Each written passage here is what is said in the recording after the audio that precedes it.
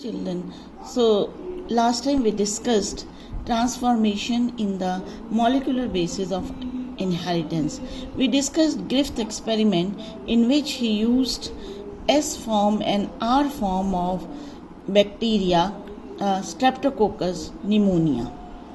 S form of bacteria virulent and R form non-virulent, and we studied this experiment that when heat killed S bacteria plus live R was used, then a surprising result was obtained by the Griffith that the mice die.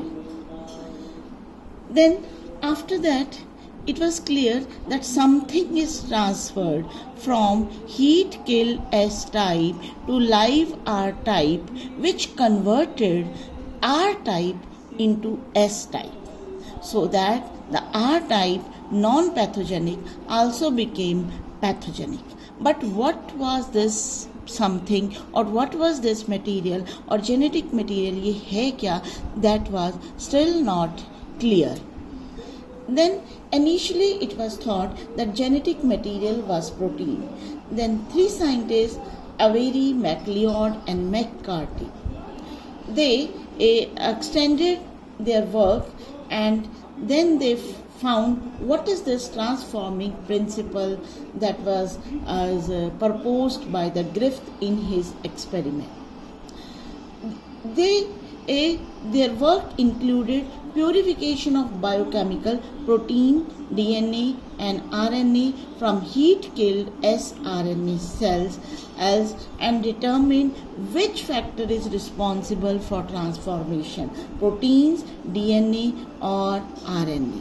फिर उसके बाद उन्होंने conclude किया that it is the DNA from the heat-killed S strain bacteria that was responsible for transformation. Transformation means change of R form to S form. And they used protein digesting enzyme, they used RNA digesting enzyme, they used DNA digesting enzymes, जिनको हम क्या कहते हैं, protease, RNA digesting enzyme RNase and DNA digesting enzyme DNase, and they mixed these enzymes with heat killed S bacteria.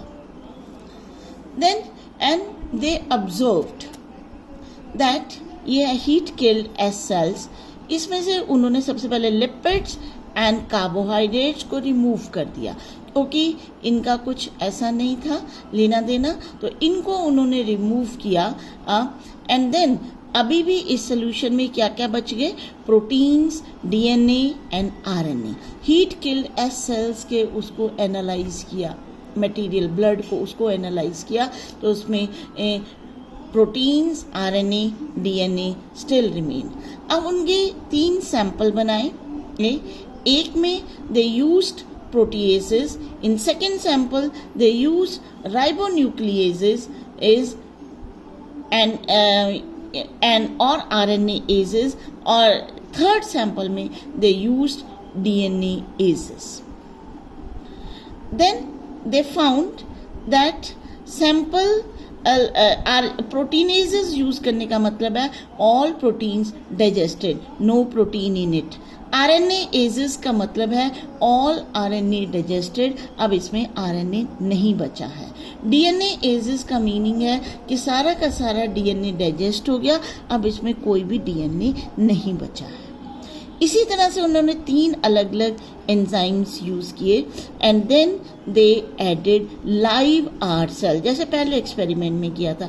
Dead heat killed यानी कि heat killed S cells plus R cell, ये वाले S cells plus live R cell.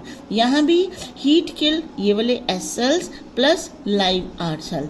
यहाँ भी उन्होंने ऐसे ही किया, heat killed S cells else plus ये जो है लाइव आर सेल्स. अब इसके बाद उन्होंने देखा कि व्हेन इस दोनों केसेस में जहाँ पे कोई प्रोटीन नहीं बची, कोई आरएनए नहीं बचा, ट्रांसफॉर्मेशन वाज नॉट अफेक्टेड. जैसे पहले एक्सपेरिमेंट में ट्रांसफॉर्मेशन हुई थी वैसे की वैसे हुई, यानी कि when they injected this into the mice is mice जो है वो died. here also the death of mice, but here this transformation inhibited, no transformation occur. फिर जब उन्होंने डेड माउस का उसका ब्लड एनालाइज किया तो उसमें उनको मिला एस सेल्स भी मिल गई, और यहाँ भी एस सेल्स मिल गई, लाइव एस सेल, जबकि हमने नहीं डाले थे, हमने लाइव आर सेल्स डाले थे। तो R cells changed into S cells, R cells change into L cells, लेकिन यहाँ पे no S cells appear. So it means कि जब प्रोटीन जो थिया नहीं था तब ट्रांसफॉर्मेशन होती रही। It means protein is not at all responsible for transformation. जब आरएनए नहीं था तब भी ट्रांसफॉर्मेशन होती रही। It means RNA is not responsible for transformation. जब डीएनए नहीं था तो ट्रांसफॉर्मेशन नहीं हुई। So that means it is a DNA that is responsible for transformation. तो ग्रिफ्थ ने ये नहीं क्लियर किया था कि which is the genetic material, but ये जब वर्क एक्सटेंड किया by Avery, McLeod and McCarty इस एक्सपेरिमेंट से तो उन्होंने ये क्लियर किया this is the DNA that is acting as the genetic material that is you can say is responsible for transformation.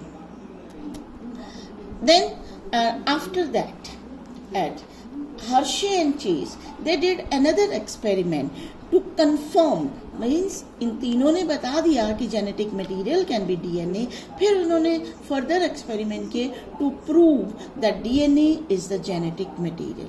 तो हर्शी एंड चेज ने जब एक्सपेरिमेंट किया, जब भी हम एक्सपेरिमेंट इसका करते हैं, कोई भी एक्सपेरिमेंट, चाहे ग्रिफ्थ एक्सपेरिमेंट है, चाहे हर्शी एंड चेज एक्सपेरिमेंट है, या फिर जो आगे भी हमारे आएंगे, we use in different steps. क्या मटेरियल यूज किया, then what was the procedure, then observation, then result, conclusion. So step wise हम इसको लिखते हैं। तो material used, they worked on bacteriophages. So last time also we discussed bacteriophages होते क्या है, they are the viruses which infect bacteria. Bacteriophages they attach to the bacteria, तो वो जेनेटिक मटेरियल इंजेक्ट कर देते हैं बैक्टीरिया में, and then this genetic material, यानी कि viral genetic material enters into the bacteria, it incorporates with the DNA of the bacteria and then it multiplies, viral particles are formed. जैसे कि this is the general property of virus, virus बाहर reproduce नहीं कर सकता, वो सिर्फ living things के अंदर ही reproduce कर सकता है। तो जब वो बैक्टीरिया के अंदर जाएगा, उसके पास अपनी कोई मैकेनिज्म, मशीनरी नहीं है, वो बैक्टीरिया की मशीनरी यूज करके बैक्टीरिया के डीएनए के साथ इनकॉर्पोरेट होके it will replicate and it form it's more viral particles. So Hershey and Chase wanted to confirm whether DNA is a genetic material or protein is a genetic material. मतलब further वो confirm करना चाह रहा था कि वो DNA genetic material है या प्रोटीन जेनेटिक मटेरियल है। They grew some viruses on the medium containing radioactive phosphorus and then radioactive sulfur. यानी कि दो तरह के उन्होंने सैंपल यूज किए। कुछ वायरसेस को ग्रू किया रेडियोएक्टिव फास्फोरस में, radioactive phosphorus means 32 phosphorus, and कुछ को उन्होंने यूज किया रेडियोएक्टिव सल्फर में, 35 सल्फर में। Now we know that viruses का स्ट्रक्चर कैसा होता है, बीच में जेनेटिक मटेरियल और बाहर ये जो है वो प्रोटीन कोट होती है बैक्टीरियोफेजेस में। तो डीएनए जो है दैट कंटेन्स फास्फोरस। अभी हमने डीएनए का स्ट्रक्चर किया, फॉस्फेट ग्रुप इज प्रेजेंट, तो डीएनए में फास्फोरस होती है और प्रोटीन कहीं नहीं होती डीएनए में। इसी तरह से जो प्रोटीन, जो बाहर वाली वॉल है, कैप्सूल, वो कैप्सिड है, उसको हम कहते हैं वायरसेस की, दैट कंटेन्स द सल्फर, उसमें DNA, sorry that contains the protein, और उसमें डीएनए नहीं होता। ठीक है, सो बाहर वाली वॉल में प्रोटीन और अंदर डीएनए। देन और जो प्रोटीन जो होता है that contains the sulphur, DNA that contains the phosphorus. So viruses grown in the presence of radioactive phosphorus, then viruses grown in the radioactive sulfur. जो वायरस रेडियोएक्टिव फास्फोरस में grow किए जाएंगे तो क्या होगा, उनका डीएनए रेडियो एक्टिव बन गया, लेकिन प्रोटीन नहीं।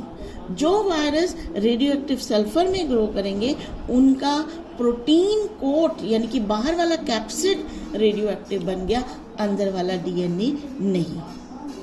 ठीक है, then they allowed these to infect bacteria. मतलब पहले उन्होंने रेडियो एक्टिव सैंपल तैयार किए, फिर उनको इन्फेक्ट किया बैक्टीरिया को, उसके बाद उनको agitated the culture in the blender में, एक मिक्सर में उसमें ब्लेंड किया और उसके बाद उसको सेंट्रीफ्यूज किया। सेंट्रीफ्यूज क्या होता है, rotation at a very high speed, तो लाइटर पार्टिकल्स ऊपर आ जाते हैं और हैवियर पार्टिकल्स नीचे आ जाते हैं। जब वायरल और बैक्टीरिया के मिक्सचर को हम ब्लेंड करते हैं या सेंट्रीफ्यूज करते हैं तो वायरल सुपरनेंट मतलब कि ऊपर वाला पोर्शन और बैक्टीरिया हैवी नीचे वाला बॉटम पैलेट बन जाता है। फिर अब उसकी ऑब्जर्वेशंस क्या थी, तो दिस वाज हिज प्रोसीजर। अभी हम डायग्राम में इसको देखेंगे। Bacteria infected with viruses with radioactive DNA, जिन बैक्टीरिया को इन्फेक्ट किया वायरसेस ने जहां पे रेडियो एक्टिव डीएनए था, दे वर रेडियो एक्टिव। और जिन बैक्टीरिया को उन वायरसेस ने इन्फेक्ट किया जिनकी कैप्सिड रेडियो एक्टिव थी, वो रेडियो एक्टिव नहीं हुए। तो ये डायग्राम से हम इससे क्लियर देखेंगे। So that clearly shows that it is a DNA which is the genetic material, it is passed from virus to bacteria. Protein is not the genetic material. So just see this diagram. तो यहाँ पे पूरा experiment एक तरह से दोबारा से revise हो जाएगा। यहाँ पे इस फ्लास्क में ग्रो किया बैक्टीरिया एंड वायरसेस दोनों को, ठीक है, दे आर कल्चर्ड टुगेदर। लेकिन वायरस, कौन से वाला वायरस यहाँ पे ग्रो किया, वो वायरस जिसका डीएनए रेडियो एक्टिव था। यहाँ पे रेडियो एक्टिव जो है वो येलो कलर से दिखाया हुआ है, ठीक है। So DNA is labelled with 32 phosphorus और इसको ये बैक्टीरिया में इंजेक्ट किया, यानी कि कल्चर में जब ग्रो करेंगे तो अपने आप viruses they infect the bacteria. इसके बाद इसको ब्लेंड किया, मिक्सर में ब्लेंड किया, तब ये वायरस और बैक्टीरिया फिर से सेपरेट हो जाते हैं। और उसके बाद जब सेंट्रीफ्यूज किया तो ये सुपरनेंट और बॉटम दो पैलेट, एक पैलेट बन गया, एक सुपरनेंट बन गया। तो जो लाइट पोर्शन था उसमें वायरसेस और नीचे हैवियर वाले में बैक्टीरिया। तो यहाँ देखा कि viruses in the liquid they are not radioactive, तो no radioactivity was found here but radioactivity was present in the bacteria. यानी कि जब डीएनए को रेडियो एक्टिव किया, डीएनए अंदर आ गया येलो वाला डीएनए, और बैक्टीरिया भी रेडियो एक्टिव हो गया। इसी का second part, when capsid made radio active, यानी कि बाहर की वॉल, प्रोटीन कोट, प्रोटीन में होता सल्फर, तो जब सल्फर लेबल्ड सल्फर यूज की तो प्रोटीन रेडियो एक्टिव हो गया। इन दोनों को ग्रो किया bacteria plus bacteriophage with radioactive coat capsid, इन दोनों को ग्रो किया, फिर से ब्लेंड किया तो देखा कि जो यहाँ पे हमने ग्रीन दिखाया DNA because it is not radioactive, तो ये ग्रीन डीएनए तो अंदर आ गया। उसके बाद फिर से सेंट्रीफ्यूज किया, अब जो सुपरनेंट था, ऊपर वाला पोर्शन था, वो रेडियो एक्टिव आ गया और ये वाला बैक्टीरिया रेडियो एक्टिव नहीं था। इट मीन्स जब प्रोटीन को रेडियो एक्टिव किया, बैक्टीरिया रेडियो एक्टिव नहीं हुआ। जब डीएनए को रेडियो एक्टिव किया तो बैक्टीरिया रेडियो एक्टिव हुआ। It means DNA is responsible for transfer of characters. So DNA is acting as a genetic material. It is a DNA which is entering in the bacteria. जो protein coat है वो बाहर ही रहती है, वो bacteria में enter नहीं करती है। सो यहाँ से ये कंफर्म हो गया कि जेनेटिक मटेरियल इज DNA.